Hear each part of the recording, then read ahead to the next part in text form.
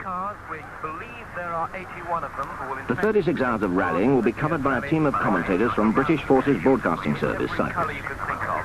The people are beginning to come in and fill up the terraces away to our right, and already a group of officials are gathering around the start because it is just 15 minutes to be off for the third Cyprus International Rally. Overhead, a plane is flying with a plug for a very interesting British car, the Morris Marina. It's a little light aircraft. Behind it trails the symbol Marina, Morris Marina. And it could be a very good omen indeed, because two of the top three cars leading off from the start today will be just that, Morris Marinas. In 1970, we had an event here which was won by Zachariades in a Fiat 125, Elena and Fisher helping him through that particular race. And the interesting thing here was that Brian Culchip and Johnson Tyre were second that year in their Triumph 2.5. In 1972, Culchip and Tyre were to be second once again, this time beaten by Macready. Phil Cooper, driving car number 27, took over the vehicle at short notice. But his navigator, Dave Valance, is an army man in Cyprus who knows the island well. Car number 1, keep Blomqvist on hill. In car number 1, Blomqvist, one of the fastest men in the world of rallying, is favourite after another great season. The flag of Cyprus is up, poised in the air, and the rally is almost about to get underway. The flag is down, and the car rolls slowly forward, down the ramp it goes, and there go the two favourites. Their place is quickly taken off the ramp by Culchip and Tyre. One is always just a little bit tense before the start and a few butterflies in the stomach, but these soon disappear once you've got the car sliding about on the first special stage.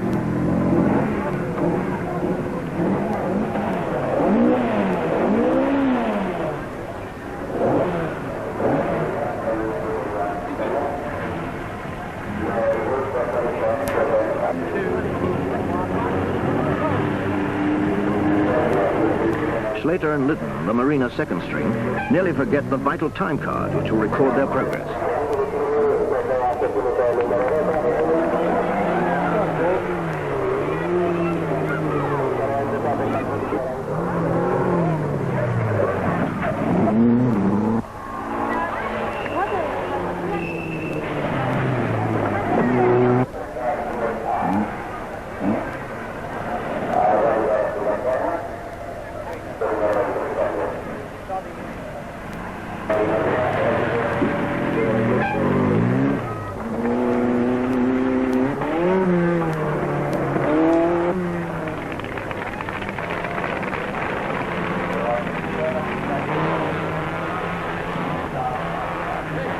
Watched by more than 6,000 enthusiasts in the stadium and thousands more lining the streets, cars will be starting for an hour and a half. When the last competitor leaves Nicosia, front runners will already be approaching remote villages in the Troodos Mountains.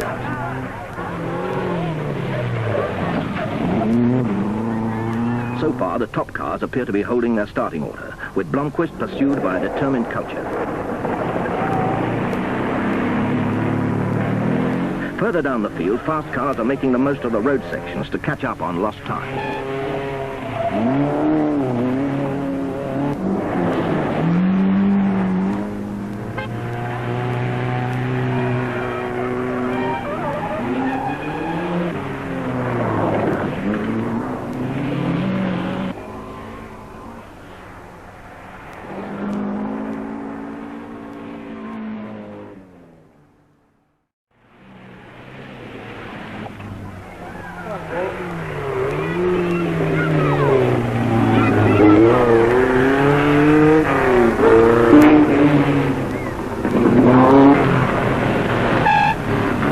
A lot of people are asking is how will Culchip and Tyre stand this year? Can they in fact get a little further up, in fact take that number one spot? Well, the answer to this question was soon to become apparent. In fact, Culchip was not to move further up. He suffered a puncture, the car slipped off the jack, and as a result he suffered several penalty points which put him further down the field. A Cyprus jinx has robbed Culchip of wins twice before in the final 50 miles. Now, once again, bad luck puts him down the field.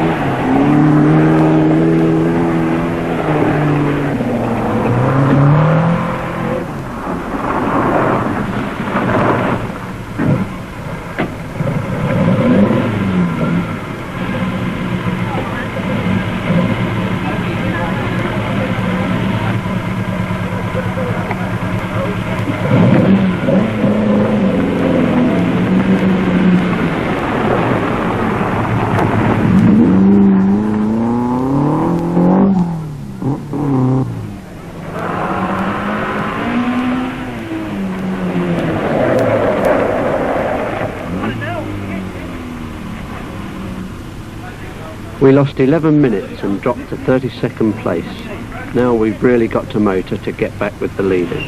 Kalchev reaches a time control in the same minute as teammate Slater, who allows him to pass and to continue his pursuit of Blomqvist. For crews, there's no relief from the diet of dust and sweat. They continue to eat both, even in the Troodos Mountains.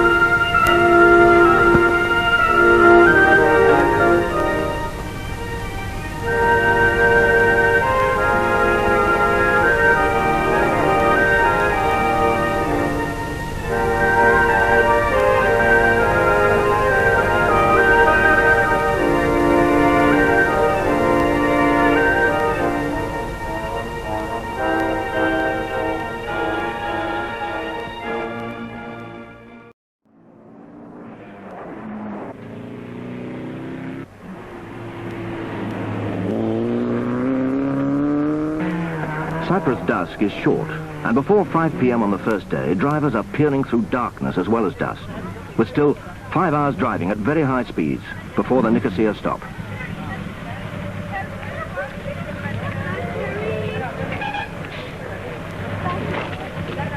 Local Cypriot hero Kamitsis has clocked the fastest time on the day's final stage for the 3rd year running.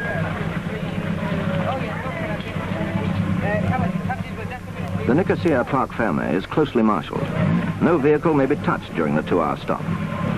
Drivers learn their placing from an efficient computer, and then, at last, snatch a few moments' rest. Blomqvist is still the leader, and Sirocco well placed. Slater lost an oil seal on a rough special section. This caused a differential to blow up only 20 miles from one of Marina's very mobile service crews. He is now out of the rally. With the favourites, I think we must take this Blomqvist in the lead, as we've heard, going well on his own, with the 2 Morris Marinas very well placed. With Cooper is lying 6th, and with an optimistic culture still putting up a tremendous fight to make up the time he lost earlier. It looks good for Marina. Coming from, I know there's a long way to go, and I know there's some very hard roads to drive tonight and tomorrow. It's a shot in the dark, of course, isn't it? I would say that the winner would quite possibly come from the names that you have mentioned.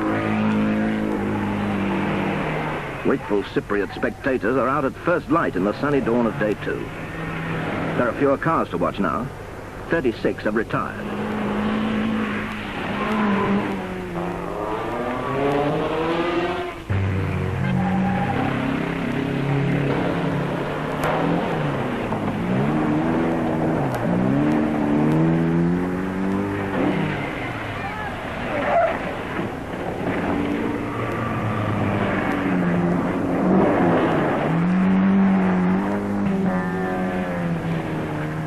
Dust is probably one of the greatest hazards rally drivers face. Trying to pass another car in dusty conditions like we have here in Cyprus is very dangerous indeed. The roads here are very twisty, so the problem of getting into a dust cloud of a much All big lower rallies are car. beset with natural Quite hazards. dangerous. Rain, snow, mud. Here, after a long drought, it's dust, swirling up from flinty tracks.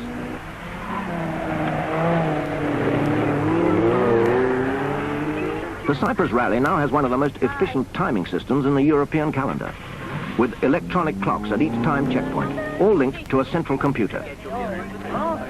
When navigators hand their time cards to the marshals, all the information is recorded instantaneously.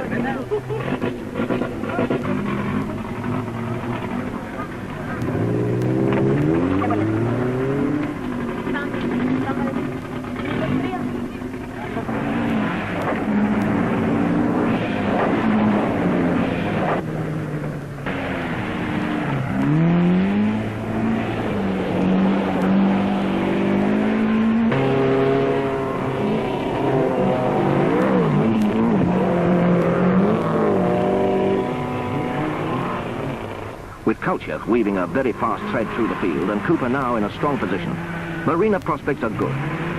Neither car has had a spanner near it, and both are responding beautifully to the driver's needs.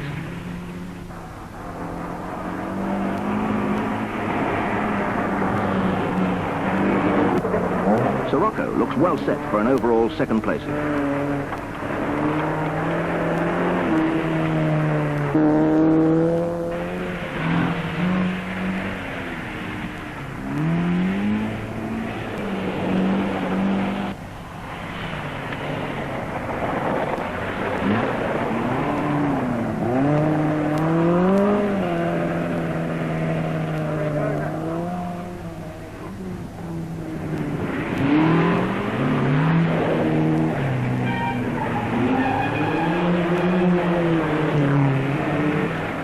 Enthusiastic Cypriots turn out again in thousands, welcoming crews at the Limassol rest stop, only 139 miles from home.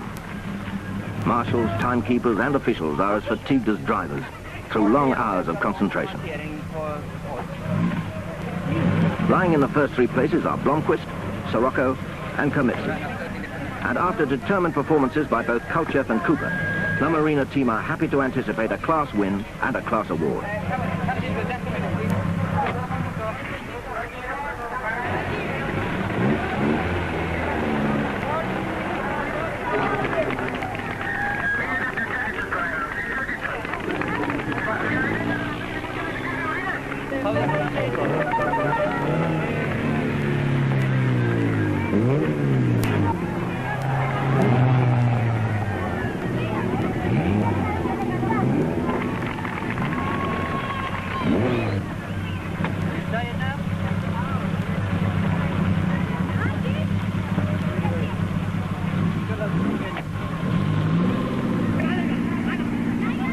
Even as the downfield drivers arrive by ones and twos, leaders are already snatching a brief rest before the 31 remaining cars head for home through the dusk to Nicosia. I think they're going round the corner to the right and then the biking and park firmly.